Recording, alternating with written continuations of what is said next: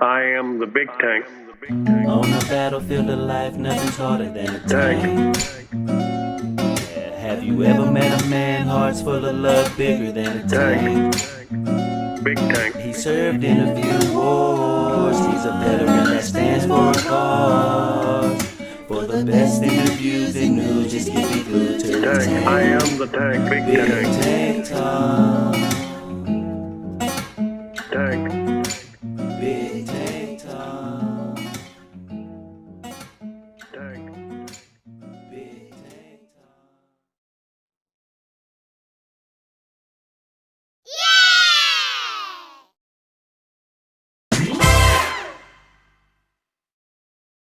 Hello, friends, and welcome to another episode of Big Tank Talk. Today, I have the pleasure of bringing back one of my favorite interview guests, the real Tim Shady. Shady, welcome back to Big Tank Talk. Yes, indeed. I'm excited. As always, tell us a little bit about you and how you came to be on Clapper. So I'm almost 50. I turned 50 here in a couple months. I'm a father of 6 girls total, 3 biological, 3 by marriage, soon to be getting married this year in Halloween. For the second go round from a person from Clapper, Storm Witch. Yeah, man, just I do construction and home remodeling, that sort of thing. It's pretty much what I've always done, other than some other jobs. And, just a girl dad trying to make it through a crazy world. And then as far as how I became on Clapper, I joined in August of 2020. And really wasn't a whole lot going on because Clapper didn't have a whole lot of options. You couldn't post videos. There was no lives. There was nothing. And so I was like, this sucks. And I went back over to TT and then Double N Glenn.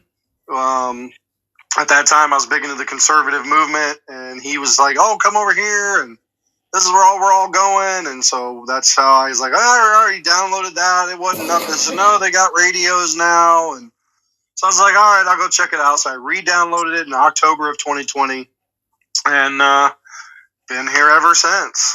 It's my main home. It's my main place. So Right. I've been here since September of 2020. This is my second account. But we've seen Clapper go through quite a few yes, we have changes. And not to mention quite a few glitches. That's another story altogether. That's a mainstay. Clapper is a glitch at this point. Now, it's a glitch in the Matrix. Welcome in, Insult. Now, Shady, you and I have known each other a little while, but we really didn't get to know each other well till you started your mental health live. So I want to kind of touch on that again. Tell us what led you to start that series of lives. So in the beginning, there was another radio show called The Brothers Corner. It was more just guys in the locker room, guys in a barbershop talk. We could get some raunchy conversations, but we did some mainly relationship focused men versus women is really how it kind of came down to. And then I had an opportunity to take that over and I did that for a little over a year and then that just kind of fizzled out. So, it partially left a bad taste in my mouth, but I knew at the same time it was something I wanted to continue to do. Just didn't know how, when, and the whys of it. And then just having conversations with a lot of ladies actually saying how much they missed the times in that previous show that men were really vulnerable on some, deep conversations. And I realized, okay, that's the direction I need to take it. I need to get guys to actually start opening up, start talking, and not just bravado, not just, nonsense. Like let's really dig in and really try to have honest conversations about trauma, about abuse, about, the things that really affect us. And it really pushed me because, I had a friend of 30 plus years that committed suicide and he was an ex-Marine. He was an indestructible man's man. And unfortunately, he wasn't as indestructible as we all thought he was. And, he didn't make the phone call. And so that was really the fire lighting under my ass to do something. Because I'm just tired of burying my friends. And then in conversations with a bunch of the ladies and obviously my lady.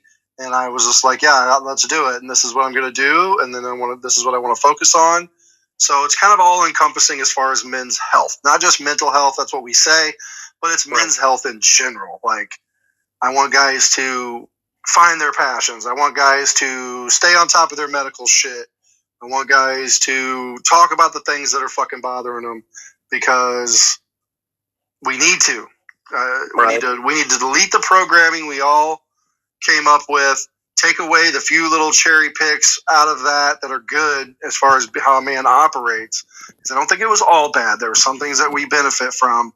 But, let's just get back to being rock solid dudes and get away from the edge of that cliff. Welcome in, Nay. Thank you, Crystal. And welcome in, Jimmy. I saw you come in.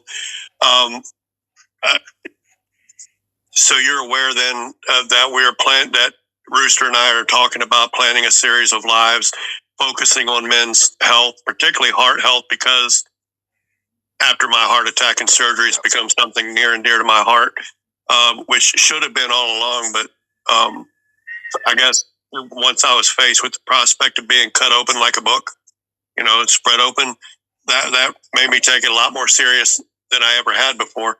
Yeah. So, and unfortunately, that's usually the case. That is usually how it happens. It's not until you have it, then you're like, oh shit, maybe I need to do something to make myself better. We're all guilty of it. I don't care. Shady, I had warnings. It was my third heart attack, and I've had a stroke in the past as well. So I've had a lot of things to make me aware of it. This is just the one that finally opened my eyes like it should have in the first place. Yes. I will ask one of Peter Haywood's standard interview questions.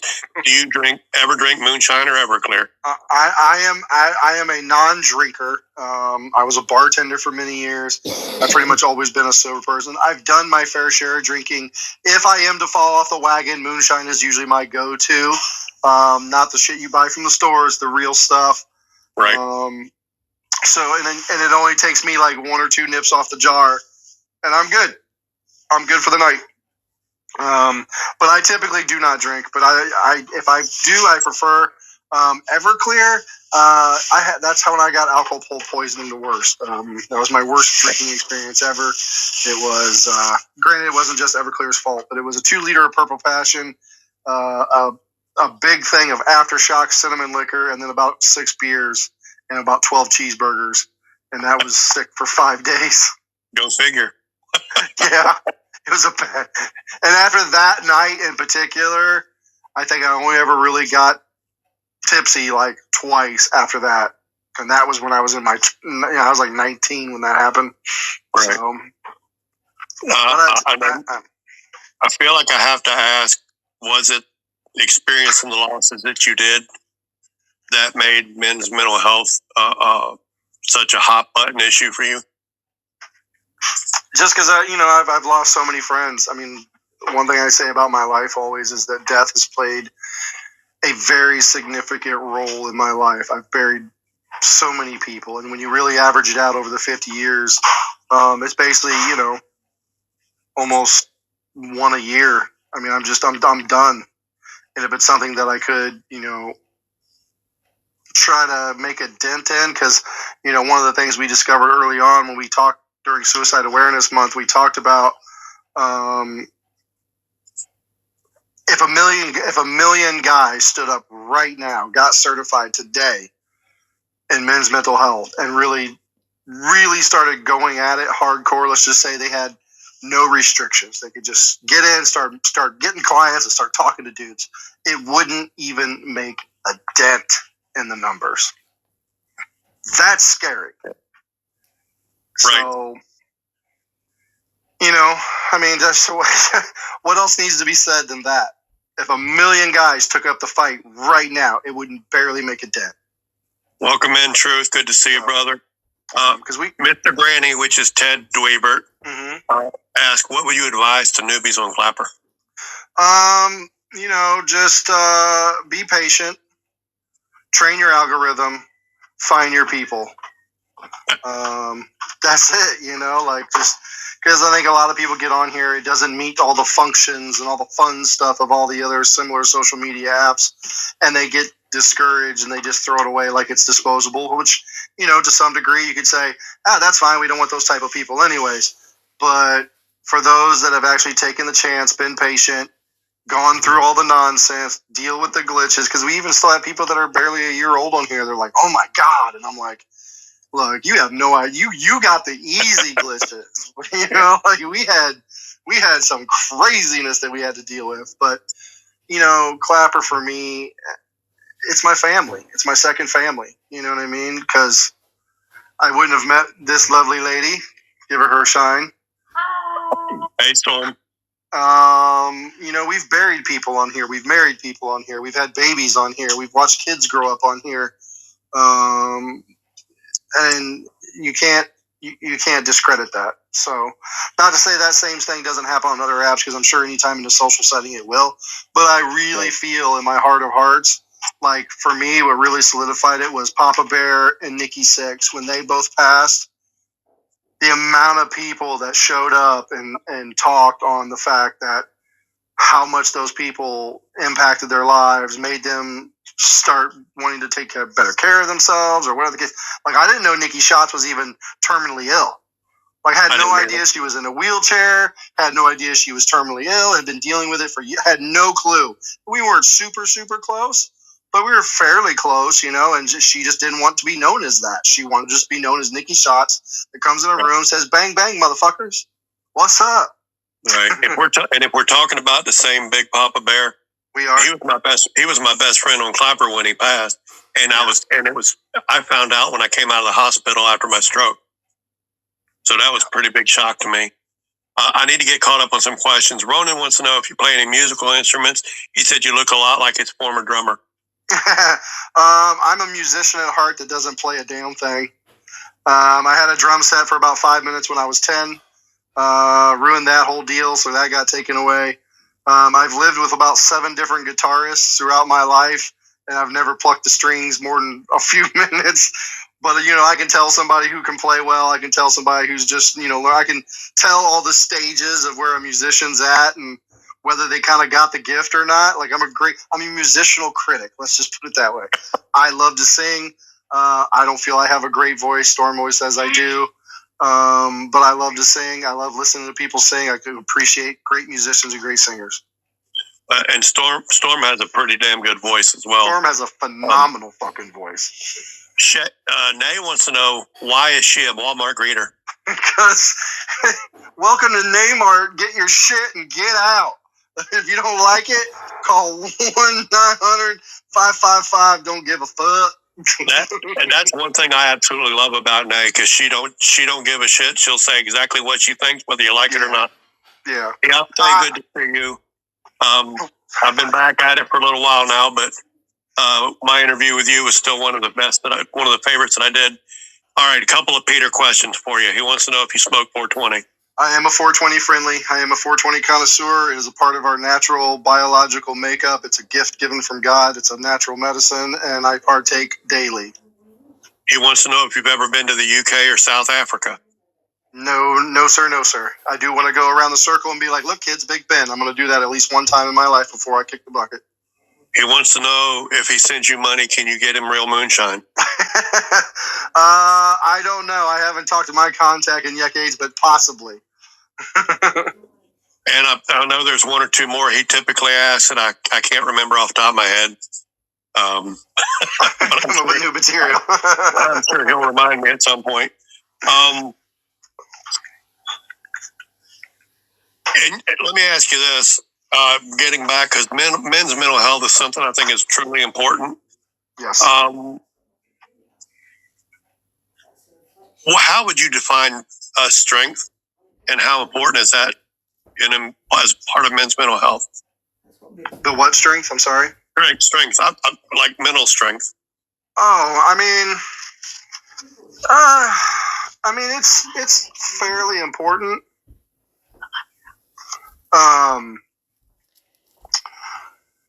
The problem is, I feel, is that so many men are caught up on the programming that what they think is strong mental strength isn't.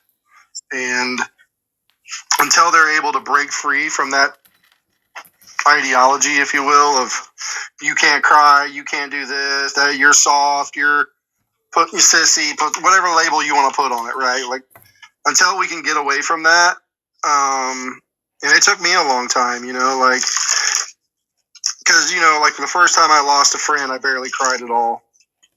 And the second time I lost a friend, I barely let a tear go, you know what I mean? And then when I finally, in my early 20s, lost my ride or die homie, the guy that comes to you and says, I got to go bury a body. And I'm like, let's go. No questions asked. Let's fucking go. Like when I lost that guy, it broke me. It mentally broke me because it was the one and only time that I ever told him no. And so, right then and there, I realized that it's all bullshit. Because had I not gone through that and allowed myself to feel that pain and process it the way I processed it, it would have broke me. It probably would have broke me, to be honest. Right. Yeah, Peter asking what medicines he takes for any problems is against HIPAA, which is privacy laws here. So we're not going to ask him that question. I will ask you this one, however. I think one of the lessons men can take from women a lot better than we do is that it's okay to be vulnerable. Yeah. How important do you think it is that men recognize that? Extremely. For good mental health. Extremely. It's extremely important. And, even though it's against law, I don't take any meds. I was on meds as a child. I was, early 80s kid. They had me so doped up on speed, Ritalin, that I was a virtual drooling zombie at some points because I was just hyperactive. I was an energetic kid. I wanted to do stuff, climb stuff, feel stuff, touch stuff, throw stuff, light stuff on fire, all of that. And unfortunately, a lot of kids I feel still are very much in that pathway. And until just to kind of take a quick Albuquerque, until our schools change and recognize there are certain kids that can sit at a desk for fucking 8 hours a day and do packets and this bullshit, and there's certain kids that can't. And those kids that can't need to be put into a program where they are learning hands-on things. That's how they need to learn. And there's ways to teach that without a fucking packet, without a stupid standardized test, and that's just how I personally feel. But until we can get out of that, their quick answer is, oh, your kid has ADHD or has this or has that. And put them on meds. Put them on meds. Drug them up. It's important to recognize that people, not just children, people have such a wide variety of ways of learning that it's important to recognize the difference and allow them the opportunity to learn the best way they know how.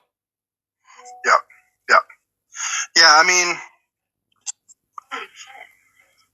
the best thing you can do, and this was huge for me because, if you missed the first interview, I was an abused child. I had a lot of shit. There's kids that had it way worse than me, for sure. I was very fortunate to have a rock solid family on my mother's side. But I had to really, really become in touch with this.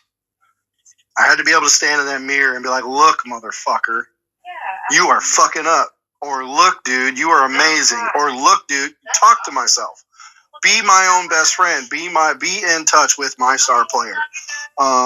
Fortunately for me, I was an only child. I do have half siblings, but they were not a part of my life growing up. So for all intents and purposes, I am an only child. So I got real good at being my own best friend. Because I wasn't real popular. I was kind of a dorky kid. Got picked on a lot. So I've always been able to talk to myself and be my own self-maintenance person. What's up, Papa Joe? Welcome in, Papa Joe. But I think that's the biggest thing. So many people are scared to really talk to themselves and really hold themselves accountable for their bullshit. Like, I'm sorry. You go through life being an asshole, and some people are like, I don't care. Well, that's cool. If you don't care, that's cool. But deep down, I know you care. I think you're just set in your fucking ways, and you don't know how to change, and you can't take the steps to be a better fucking person. I'd like to say if I've shown anything in your series of lives that you've done for, I want to mention, well over a year now. When will she recover her memories? I've shown that you're never too old to be open to other things, to other ways of thinking, other ways of resolution. We are, as human beings, we are constantly growing and changing. And it's important that as you get older to recognize that, you know, just because I've been alive almost 63 years, I don't know everything. And I learn from people every day. Well, All right, I was going to say, that's why one of the things we hold you in such high value on that show, too, is because you come from a generation that typically is set in their fucking ways and are not going to deviate from the shit that's been holding them down for X amount of years. We hold that with you in very high regard because it's very rare. It's very rare. And I get it. You know, there's certain things that I'm very non-bendable on, but I try to be more so aware of that now than I used to be. Because I know it doesn't benefit me. You know what I mean? Right. Now I got to read this whole thing. Bear with me a minute. Jay Marie says it's okay. It's okay to cry and be masculine as well. Vulnerability is important. So is showing strength. What do you think is the difference?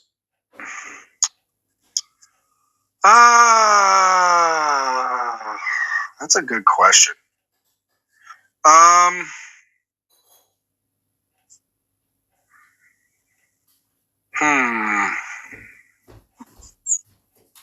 I don't know. I mean, being vulnerable, I think, is just opening the gate to the possibility of whether it's accountability, change, strengthening. You know what I mean? Yes. So that's just you being willing to take the step forward or just peruse what is going on. You know what I mean? That's you allowing the possibility of change. Jay Marie didn't stump him, but you asked a fairly loaded question. Yeah. And I think the other is just you're willing to do the work and you're willing to get in there. You know what I mean? Yeah. Showing strength. I think that's something that's just built within. You know what I mean? I think once you become vulnerable and start being self-aware, self-accountable, self-healing, and start doing some work, that strength is just going to come naturally. Because I know it did for me. You know, when my first marriage was ending, I had to hold myself. Yeah, a lot of screwed up, messed up stuff was done to me, right? But I had to be honest with myself and go, okay, now what did you do that you could have done better to maybe not perpetuate some of the nonsense? And there were some things I needed to take accountability for. One, being set in my ways, being stubborn, not willing to change, not putting forth effort in areas where I should have put forth effort. So Right. It took a lot. You know, it took a good almost 2 years for me to really hold myself accountable on the things that I needed to work on moving forward. Whether I ever ended up in another relationship or not, at that time it was mainly just strengthening my relationship with my kids and making amends for the things that I failed as a father as.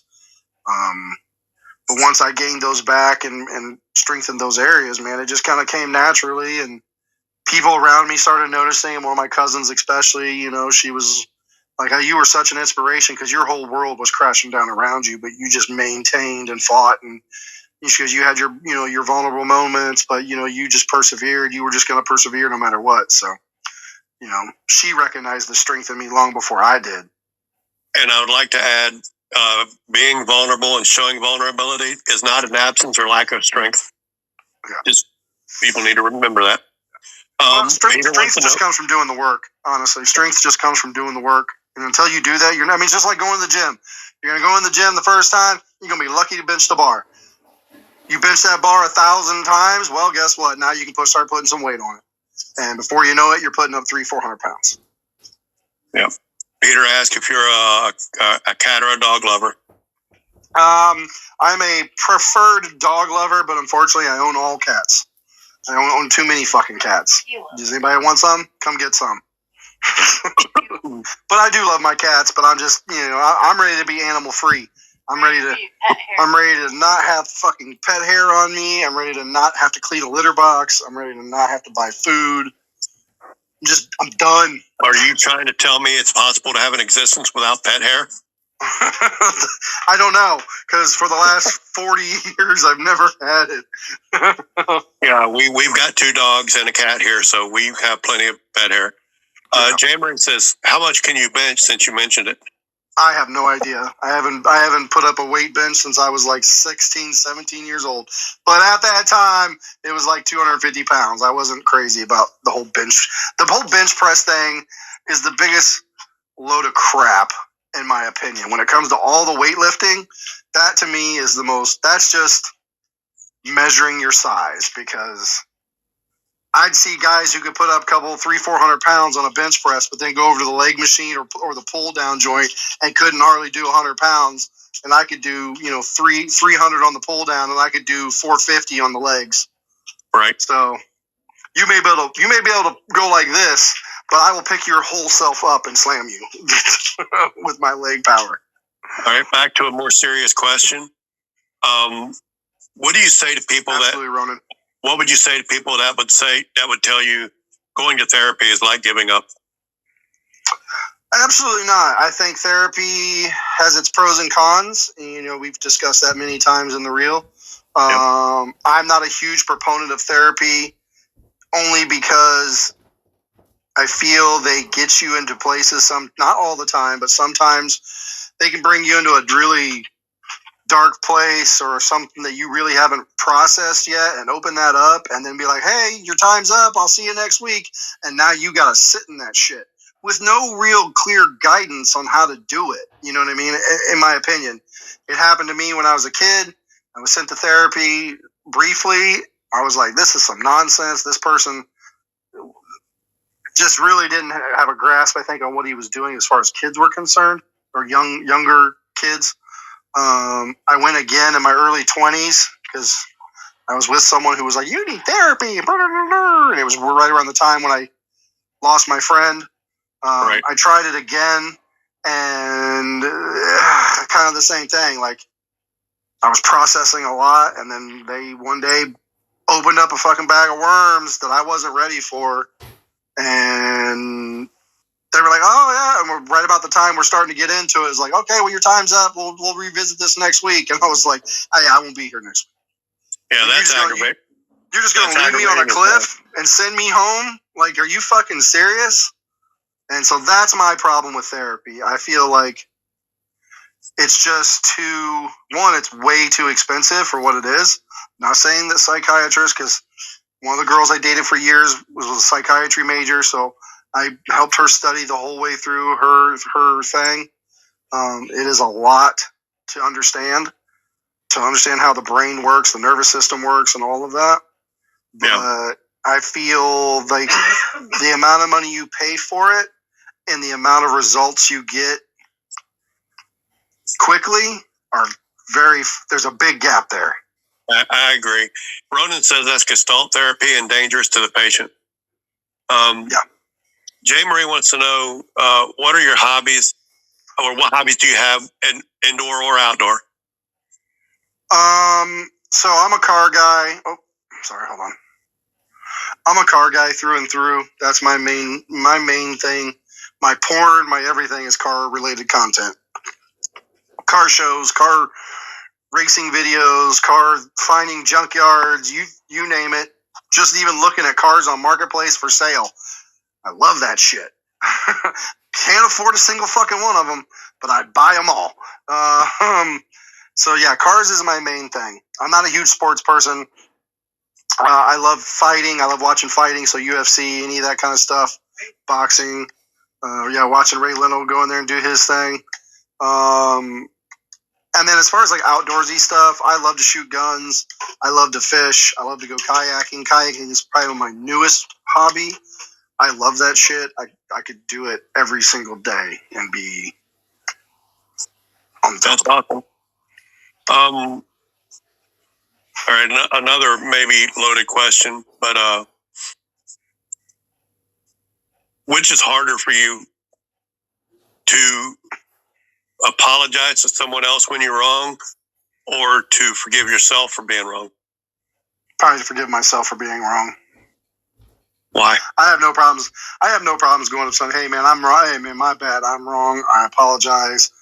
but I'm still going to carry that guilt of making a wrong judgment or a wrong assessment or whatever the case may be. I'm going to carry that for a little bit longer. I don't know why. I think it's because I try to strive to be kind and polite to everyone I meet, give everyone an honest opportunity. I usually try not to jump to too many prejudgments on people, because typically people will show you who they are fairly quickly, especially with some well-placed questions. You can kind of dissect just based on responses.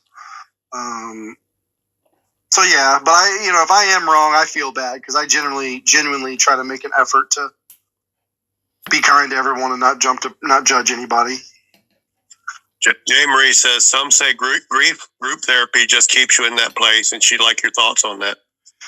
I mean, I've never done a group therapy really situation other than when I used to go to AA and Al-Anon for my ex-wife. I don't know. I mean, I think it depends on the person. Because essentially Brothers Corner was a group therapy session. Now, granted, they brought forth a different topic. It wasn't a standardized like an AA, or this or that. Those are standardized, also encompassing one subject matter. I could see where a singular subject matter type group therapy could definitely kind of keep you there, but again, I think it just comes down to if you're actually doing the work. Because there's plenty of people that come to. There's been plenty of people on this app that used to come to every Brothers Corner. They'd be at every Pride thing. They'd be supporting everyone and all their little things they were doing. And then I had a whole episode. This particular person, I won't obviously mention names, but this particular person was well known for being that person.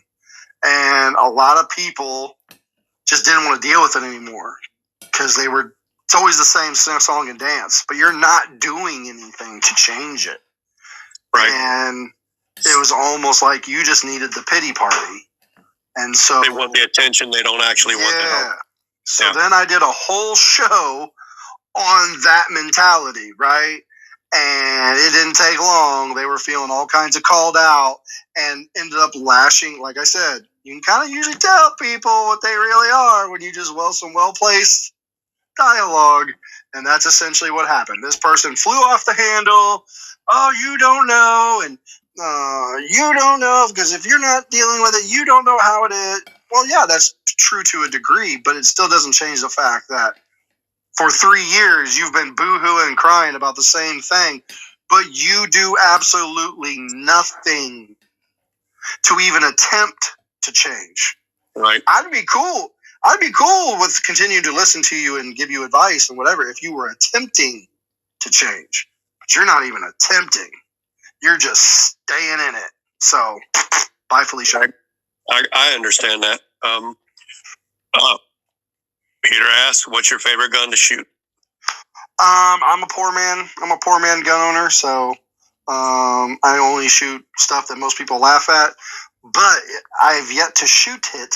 But if I was to say one of two things, either a freaking minigun or a Barrett BMG 50 caliber rifle. That's it. That's my two favorite. That's my two top dogs. They would be fun to shoot, but I haven't shot one either. I came that close on the Barrett. Now, to step away from mental health for a minute, you're a car guy. What's your favorite car? Too broad of a question, sir. Got to narrow that down. All right. I'll just give you the rundown. If it comes to older classics, 55 Chevy Bel Air, two-door post, favorite car. If it comes to 60s era, 63 Chevy Impala SS hardtop. If it comes to as far as muscle cars, like the muscle car era, 70 split bumper Camaro. It's my favorite. If it comes to the 80s, I'm a 70 Chevelle guy with the muscle car. Yeah, anything 67. Chevy 2, Chevy Nova, 67 Chevelle. 67 was a great year. And Shady, my first car was a 70 Chevelle. Yeah. Split window Corvette is the only Corvette that I like. All the rest of them, I appreciate them for what they are, but I'm just tired of looking at Corvettes. Kind of like Camaros. I love the 68, 69 Camaros. I love them. I think they're sharp. but I've seen too many, and there's more on the road now than were ever built. So I'm just kind of over it, unless it's like some crazy full custom pro touring, whatever. But if it comes to 80s era, Buick Grand National, hands down, my favorite car. If it comes to JDM sports cars, RX-7, NSX, Skyline is my ultimate. Right on. Yep. Now, back. Of course, I'm gonna get back into men's mental health. We all know that there can be a lot of pressure put on people on social media. How do you, given that we're on a social media app, how do you advise people not to let that become too big a problem for them? I mean, are you talking as far as like bullying or? Well, I'm not sure.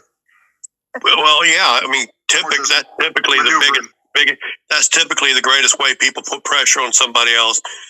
But sometimes it's self-imposed. Like, a big thing on TikTok is doing their trends, which I never pay attention to trends anyway, so I don't do them. But I mean, I think some of the trends are funny. I mean, it just really depends on the person as far as like what you want to do for content.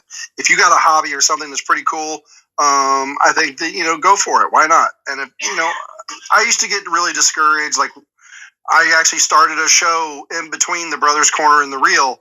I did 4 or 5 episodes, and literally one person showed up. And I was just like, 3 episodes? Yeah. And like literally one person showed up. And I got real discouraged. And I was like, okay, fuck it. I'm not going to do anything. And it wasn't until I met Elevated Bliss. And when he first started here on Clapper, he was just kind of, nobody knew who he was. He just kind of did his own thing.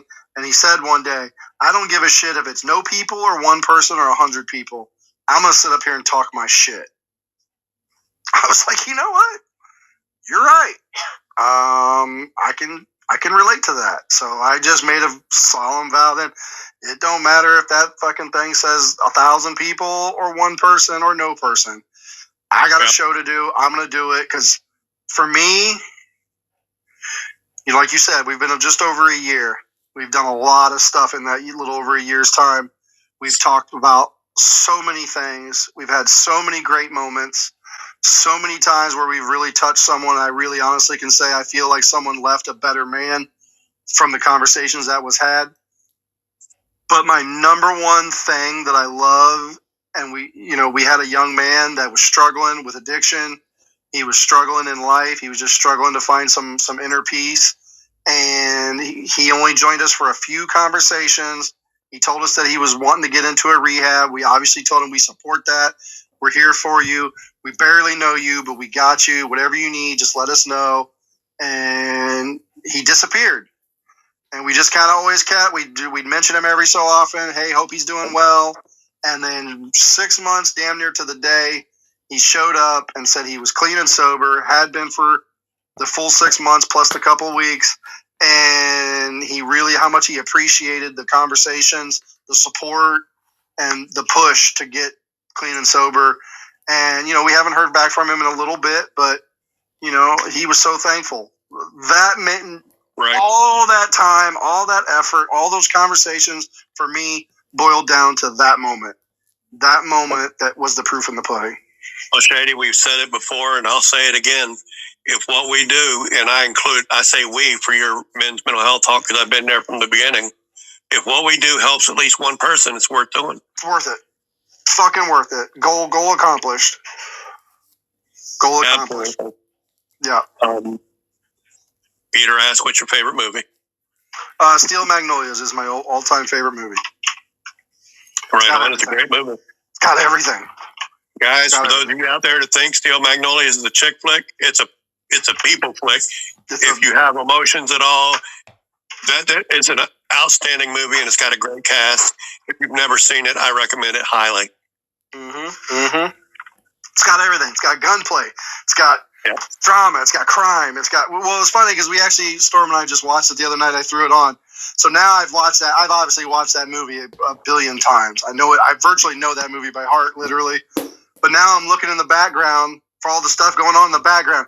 There's a guy mowing his grass. There was ice cream. There was a guy with balloon. I mean, just the list goes on and on. Like, it's got everything in it. Which is why you need to watch movies like that several times, because when you watch it the first time, there's so much going on you're going to miss. You got to go back a couple of times to pick up on everything else. Yeah. Let me ask you this. What's the most important thing you've learned about you? Ooh, sneaky devil. That's a good question right there. The most important thing I've learned about me.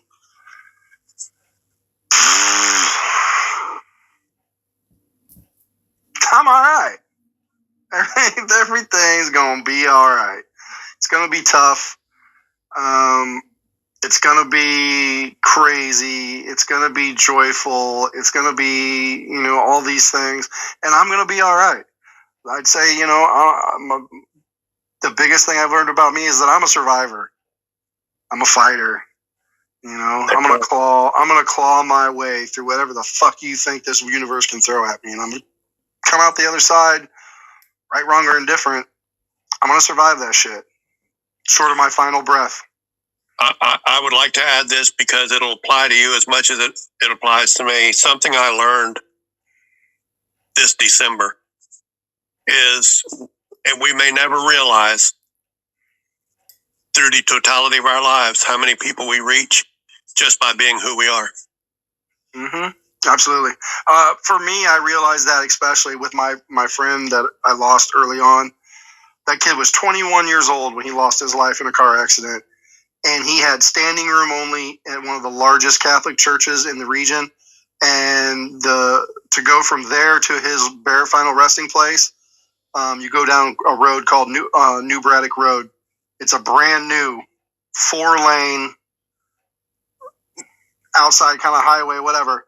Not an interstate, but like a state highway. And there's a stretch, because it's in Virginia, so it's very like this, right? But there's a stretch where you go down this deep valley, and it's probably 3/4 of a mile from the top to the bottom, and then back from the bottom back out. So from there, you can see a good 1.5 miles, 2 miles. I could not see from where, and I was in the number 3 car. I could not see from the number 3 car to the end of the funeral procession when I made it to the top of the hill and was rounding over the hill. And that kid was 21 years old. It reiterated it. Sorry. My uncle had a funeral like that. He was shot in the head when he was 17. Now, this is before my time. My mother said there were at least 1,000 people at his funeral, and he was 17 years old. Yep. Yep. But yeah, and go ahead. I want to throw in what Ronan said because it's so important, but it's not a question. He says, and try to be kind. You may save a life just by being kind. I will say, just be kind, because we don't know what people are going through. And one kind word, one act of kindness could make such a difference in a person's life you don't even know. Yeah. Yes, Peter, I've seen all the Predator movies, including the newest ones. But back to what we were talking about with, I had another friend I went through with high school. We weren't super close, but his name was Tommy. Tommy was a little off. He had some issues, some mental learning issues.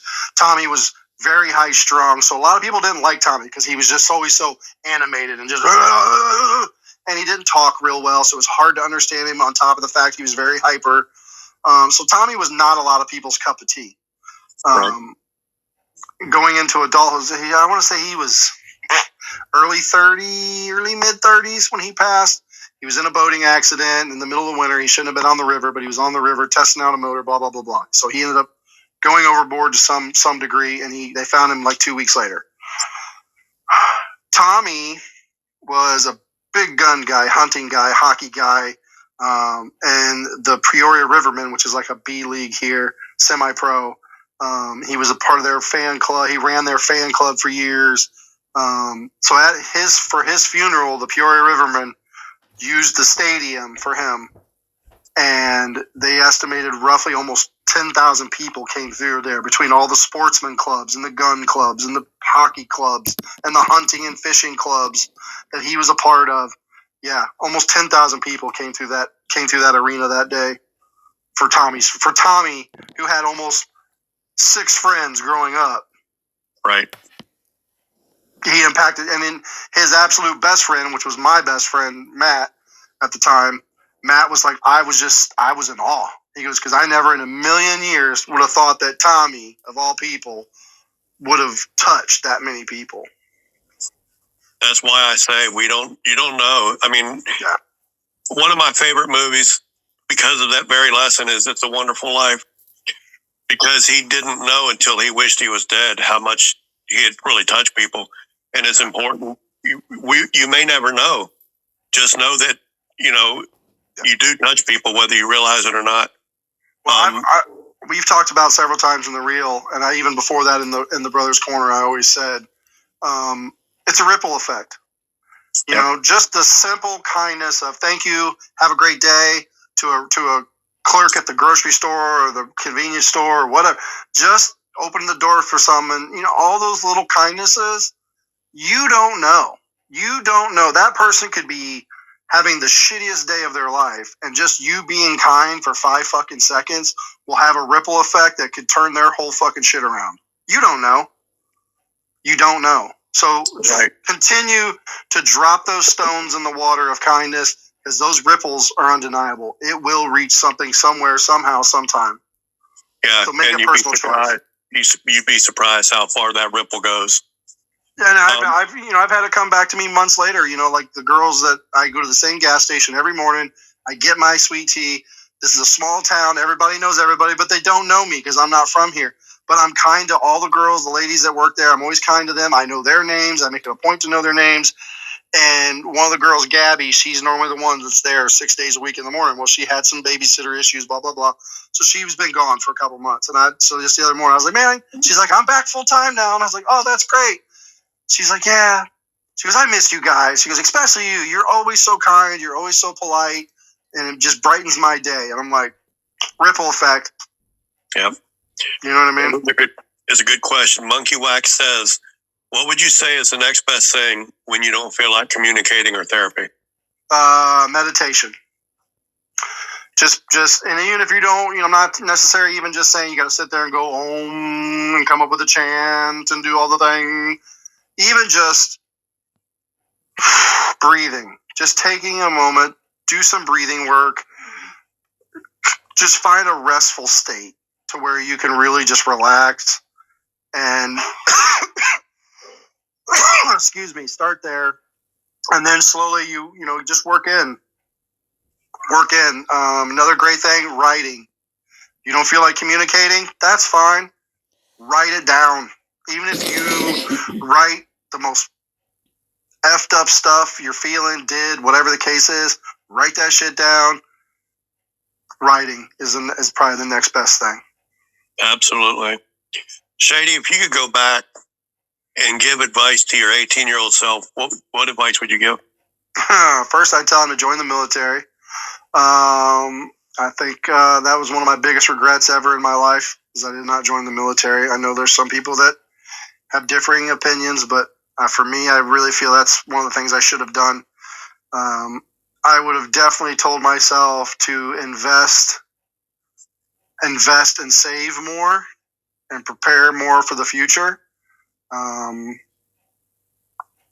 That would probably be the next thing. After that, man, I had a really good life growing up.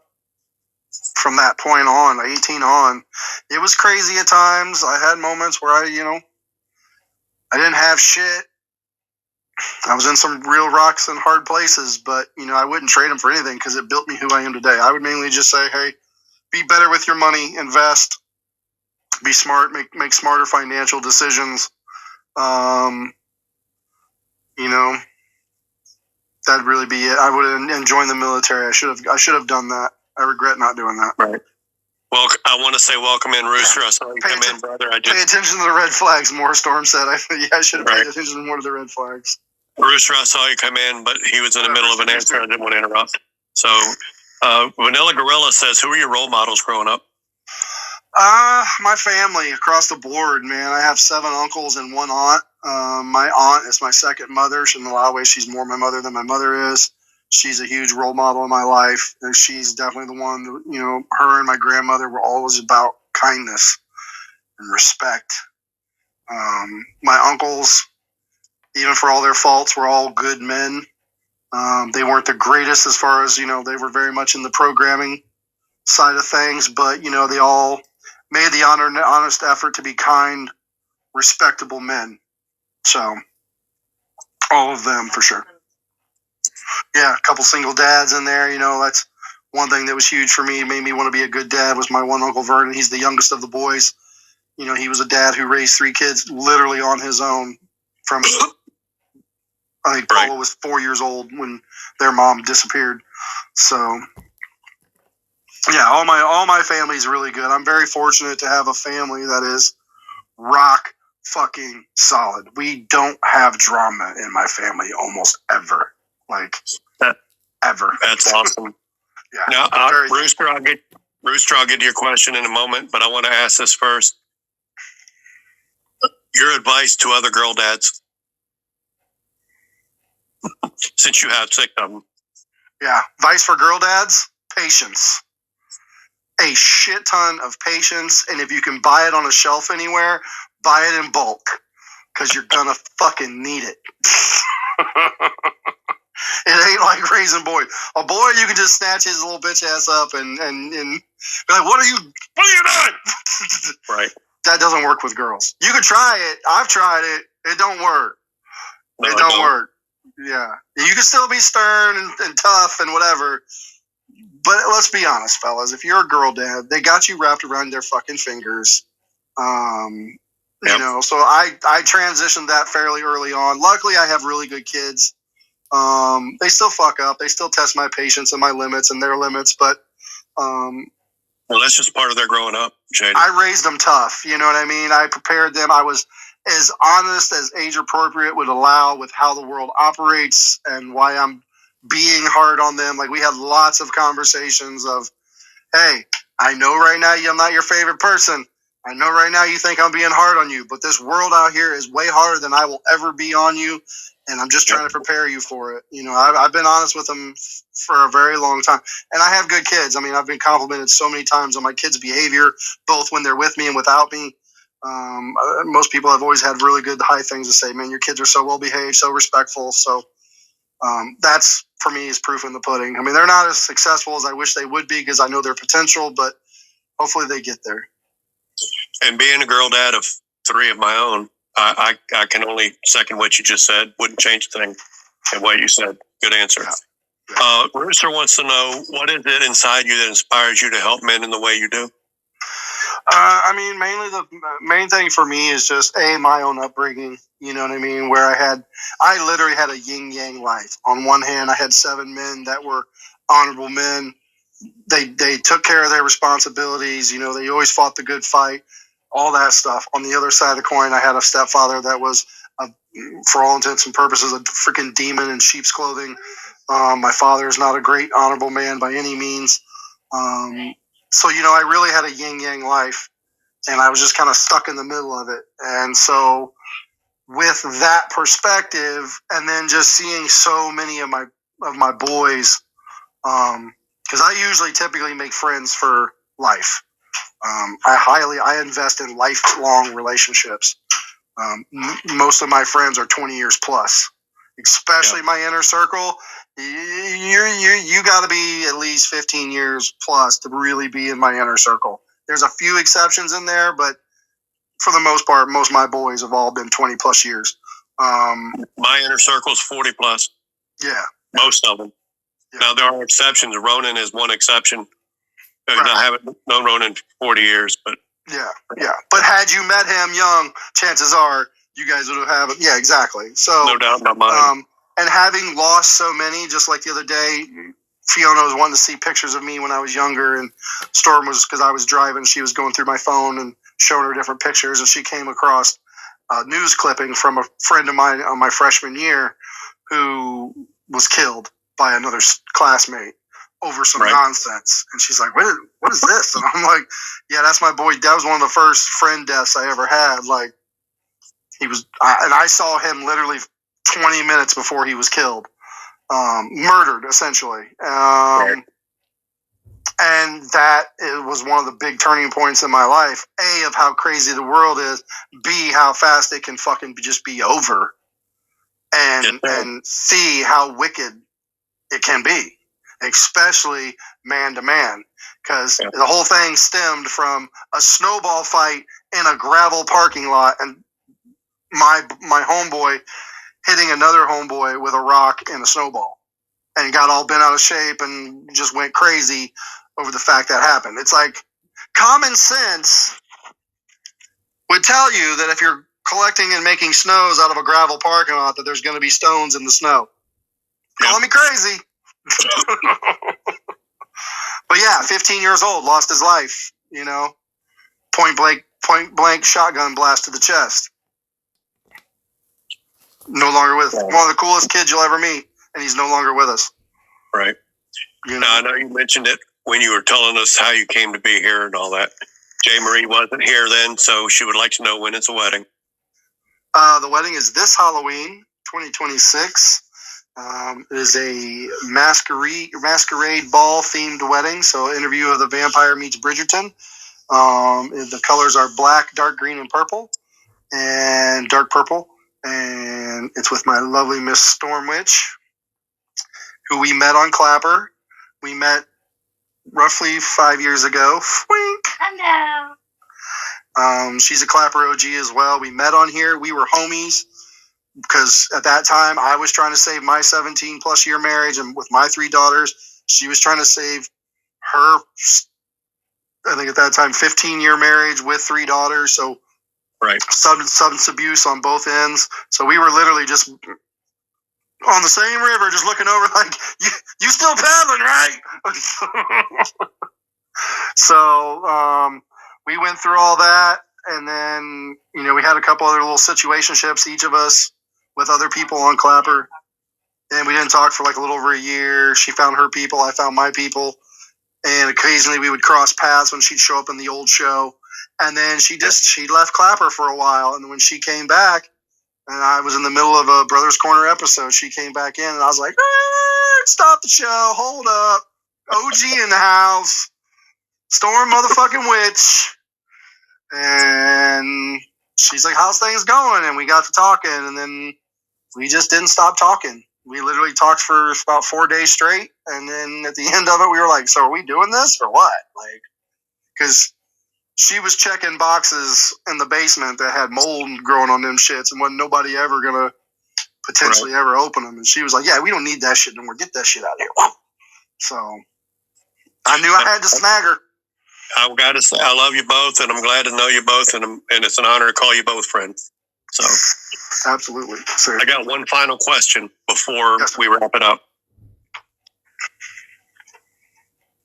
What would you like people most to know about you?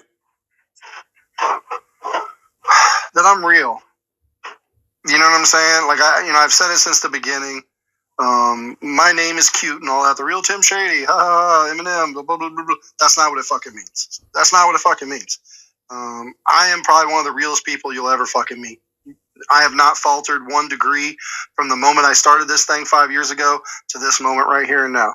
I've not changed. I've not faltered. I've not changed up. I may have gotten better as a person as far as how I operate and move and think and able to process things as a man. I've definitely improved in that aspect, which I will always be eternally grateful to Clapper and the guys that have come through the Clapper streets and played a role, like like Rooster and different people that have played a role in that by initiating those conversations. But as far as my core person, man, I'm just one of those dudes. Like, I give everybody the chance. I give everybody the little bit of trust that I feel they deserve. It obviously has levels. But it's your chance to fuck up. And if you fuck up, bye Felicia. Like, I got nothing for you. Because I got to protect me at all times. But, my name is Tim. That is my name. It's not a change up. My name is Tim. And Shady is a nickname given to me by my homies long before Eminem was even a thought. Because, if push comes to shove, that's the side of me that's my father's side of me, to where if you want to do some shady ass fucking shit and you want to throw respect and common decency out the fucking window, and you want to go down that path, bro, I'll be there. I'll be the one. So, that's just what that's how I live my life. Like, I try my best to maintain the Timothy, responsible, kind, loving, caring, willing to do anything for anybody. I do everything I can to maintain that role. But if you want Shady to come out, please believe, FAFO, he'll be there. He'll be there to meet you on the other side of the coin. Yeah, and a lot of us have that side of us too. I'll just say that. I don't like it. I don't like it. She'll tell you, I take a lot of things on the chin that I probably shouldn't, and I'll be over there like, I'm trying. Like I feel they're trying to pull me back in.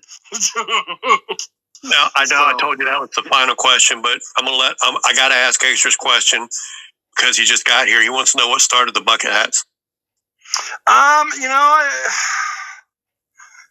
As a young kid, I got my first one. It was my fishing hat, and I had all my little fucking lures in it, and I always thought it was cool. It was like the grandpa hat. And then, I wore baseball hats for a while back in the, 90s. And then I had back when the starter pinstripe jerseys were the shit, I had the matching White Sox pinstripe bucket hat with the matching jersey, the matching short bibs. And that was always my favorite fit in the 90s. And then, like I said, I did baseball hats for a while, and I never really cared for it. Because, sun's still getting you here, and I just always liked the look of them. I like the fit. This is a J. Rita official. If you guys don't know about J. Rita's boutique, we get you over there. Little Grim Reapers. Grim Reapers are my guy. And you do wear it well. You wear the bucket hat well, Tim. Thank you. And it's a survival thing, too. Like, it plays a lot of purposes. It's a survival thing. If you're ever, it's a survival hat. That's why it's called a bucket hat, because you can pick up a bucket of water. A real one has two little circle metal things. That's to filter the water. It's a pre-filter. So it actually is a survival hat. Another thing for me is that I have 3 daughters of various ages. And when you get into a situation where there are a lot of people, it's very easy to lose your children. All my children know is that they have to look for their dad in the crazy-ass colored bucket hat, and he's right over there. Right. They always know where I'm at. I want to tell, before we wrap it up, next week, I will be 63 on Sunday. My guest that day is Gangsta Granny. You guys that have been following me in this live in my interview series, I've interviewed Gangsta Granny 3 times before. I anticipate a very entertaining interview. Val is one of my favorite people to interview. I guarantee we'll laugh and we'll have a great time. And Monkey Wax, is that what it is? Yeah, Monkey Wax. It's 3:00 every Sunday, 3 p.m. Central Standard Time. If you got time and you can be here next Sunday, please come help me celebrate actually being here for a 63rd year, because last December I wasn't sure that was going to happen. But I wanted to make that announcement. And now, Shady, again, it was absolutely no problem that you guys ran late. But this is the point at which I give you an opportunity to do a shout out. And the shout out is whatever you want it to be. Shout out. Shout out to us on Wednesday nights, man. Not to try to promote my own shit, but I just believe in it. I love it. I love the vulnerability that you guys offer. Because let's be honest, getting men to talk is virtually fucking impossible. Getting men to talk openly is even harder. Getting men to be vulnerable on top of that is damn near to fucking impossibility. I'm very fortunate to have the men of all ages that we have. I'm very fortunate for those guys to be willing to come in there week after week, even the ones that have had moments of, I don't even want to say weakness, moments of clarity is what I'll say. Moments of clarity that they're dealing with some shit that they've been either, pushing down or just not really facing. And they have those moments and they get embarrassed, because it's our programming to be embarrassed and be, feeling some type of way about the fact you're having a moment. But, man, shout out to them. Shout out to them for having those moments, because that's when really true healing begins. And I love it. I love those moments. And I wish we could follow up. I mean, we've had a couple where I was like, man, we haven't revisited, but I don't want to push the bear too hard, too quick, because that's dangerous. Yeah. Because then that just would be basically me doing the same thing that therapy, I feel, falters at. Shout out to the fact that I'm marrying an amazing person in 202 days. Shout out to that. Shout out to the Clapper Streets of making that a possibility. Because for all intents and purposes, after my marriage failed and my second relationship failed, I was fucking done. I was ready to just be me, do me, get these kids, to get these girls raised and gone, and just do what the fuck I wanted to do. Right. And do it by myself. Not that I wanted to be alone, because I didn't, because I'm very much a relationship person. I want my person. I take my vows very seriously. So, my marriage collapsing, even though it was the right thing to do, was very hard on me because it went against my moral code. But I'm so thankful to have a second chance at that. I'm thankful for the fact that I get to break cycles. Like, now I get to be a stepdad and kill that, because my stepdad was such a piece of shit. So I get to break that cycle, heal that pain through those moments. So I'm so fucking thankful for that. I'm thankful for someone to finally realize, like, I have my faults and I have my shortcomings, but at the end of the day, she knows I got her back 1,000%. And even when I fuck up, I'm willing to say, hey, my bad. I'll try to do better. I may not get it right. We're working on something right now where I don't say what. I say, yes, dear, or how may I help you, or something other than what. And she doesn't like it. So even today, I've already been checked like 3 times a day. She goes, I thought we were working on something better to say. I was like, yes, my dear. So, it's just cool. It's fun to really grow with someone, especially coming out of the narcissistic relationship, which I know you can vibe with. Coming out of something that is just so fucking toxic to something that is just fluid. Her and I are so fluid together. Like, today we both turned around at the exact same time, looking for the exact same to say the exact same thing. Like, it just happens continuously with us, where we finish each other's thoughts, sentences. I mean, it's simple shit. Like, the other night she got up to go into the kitchen real quick, and I was laying here, and we had just gotten some fried wonton chips, and I was like, damn, I wish we had some. I should have told her to get those wonton chips. In my head. Didn't say it, just thought it. Then you damn sure know she came back in the bedroom with those wonton chips, like, I kind of want some of these. I was like, I absolutely want some of these. That's awesome, man. Yeah, man. Shout out to her. And then just, shout out to the people that are still on Clapper, still creating those spaces where people can go to feel safe, to feel loved and cared about. Shout out to the guys and the people that still make the rounds, like a Rooster that still makes the round, Jay Marie, all you guys that still make the rounds, still welcome new people in, try to point them in the right direction. So, shout out to fucking Clapper, man. I'm so thankful for the people that I've met, the people we've lost, the people we will continue to meet, and the moments we have with each other, right, wrong, or indifferent. And, just continue to take that effort. I would say if you value this space, continue to take that effort to keep it safe for everyone, whether they're your friend or not. Like, I just had a friend on here. She's an OG.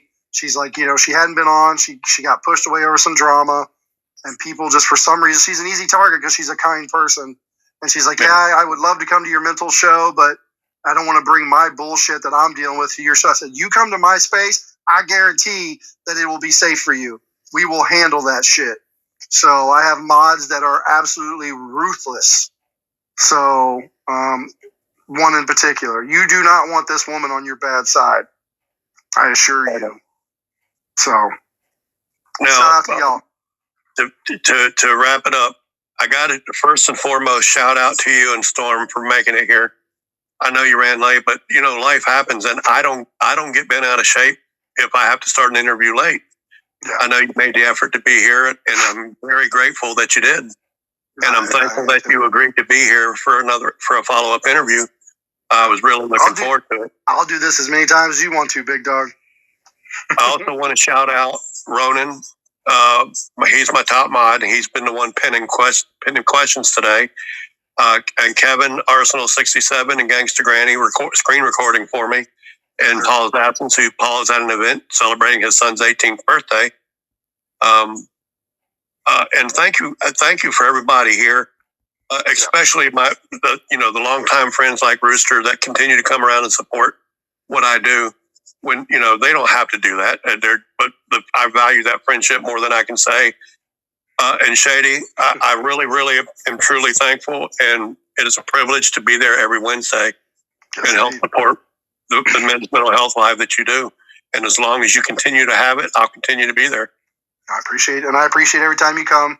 I appreciate anybody who rolls through, even if you just stay a few minutes. But I would really encourage anybody, just come through, man. Even if all you do is sit down in the comments and listen. The ladies, we normally go about 7:30 to 8:30. We just kind of chill, check in, see how everybody's week's going. 8 o'clock, we usually get rocking and rolling on a topic. I usually try to let the topics just be the vibe I felt that day or something I feel we really need to discuss. I'm always willing, if anyone has a topic, whether you come to the show or not, preferably you do, but if you don't, even if you have something that you want to know, that you want to throw out there for us to talk about as men, fucking throw it out there. We value our women as well. So our women are allowed to come up typically around 9:30 as we go from 7:30 to 10. So they usually come up around 9:30 unless it's a co-ed topic. We've had plenty of co-ed topics where we start the show immediately with men and women. Those are usually more relationship-based kind of topics, but sometimes you need the ladies to come up and have their moment and their say right out the gate. Sometimes you get to poke the bear a little bit and get them all riled up down there in the comments, and then they get to come up and let loose. So it just depends on the topic. And the truth is, the men's mental health live, as great as it is, it wouldn't be the same without the amazing women there supporting us. Absolutely. Giving us their perspective and allowing us the platform to be guys and say what we got to say. Yep. Yeah, the women, we couldn't do it without the women. And, it's important, even beyond the show, it's even important for them. They've been the best mouthpiece for us, saying, hey, you need to go check this shit out. Bella's brought people, Storm's brought people, Jay Rita's told people. We've had guys come in like, yeah, so-and-so chick told me about it, I wanted to come check it out. And they've usually always gotten something from it. So, ladies, I definitely encourage the ladies to come as much, if not more, than the men, because they're the catalyst. To be honest, they were the catalyst. It wasn't the men. I was trying to get men to get on board and trying to get men to partner up with me, and I got a lot of guys men do, and it was the women was like, yes, and you need to talk about this, and I'll be there. Right. They were the ones that pushed it to happen. So, if I may, just a quick caveat, if I may, very quickly. Because I am the main mod of the show, but yes, ladies, it is a men's show. So if you get butthurt about anything that the men are saying, even if I know you and even if I like you, you will be booted. Yes. So it's a very sacred men's place, and I'm very serious about keeping it that way, as all of the women. So that's the only caveat, because I almost had to remove a blue check that we've known for a very long time because she didn't like what one of the men said. And that's the only thing I'm going to say about that. And I love you all. Yeah, as I say, it's a ruthlessly guarded space, and rightfully so, because it has to be. And, there's going to be times, especially if you're just flying in mid-show, you might hear a video, or you might hear one of us, including myself, say something that might be a little sexist or misogynistic or patriarchal or whatever fucking label you want to put on it. That is to usually drive a point. But if you stick around and don't get all in your fucking feels, as Brewster would say, there will be reciprocity at the end. We will bring it full circle. It is always the overarching principle of that show is to find the balance. Well, you can't have balance without both fucking sides. Right. Now, Shady, I know we could do another hour easily, so we probably have to schedule. We'll need to schedule another interview. Yes, sir. You're one of my favorite interviews. I'm glad you took your time to be here today. I apologize it couldn't be in late December as originally planned, but what happened. Yes. We're just glad you're still here with us, brother. Now, having said that, again, please be here next week. Help me celebrate my number 63 and participate in my interview with Gangsta Granny. And with that, you all have a wonderful day, and I'll see you guys on the streets of Clapper. One love.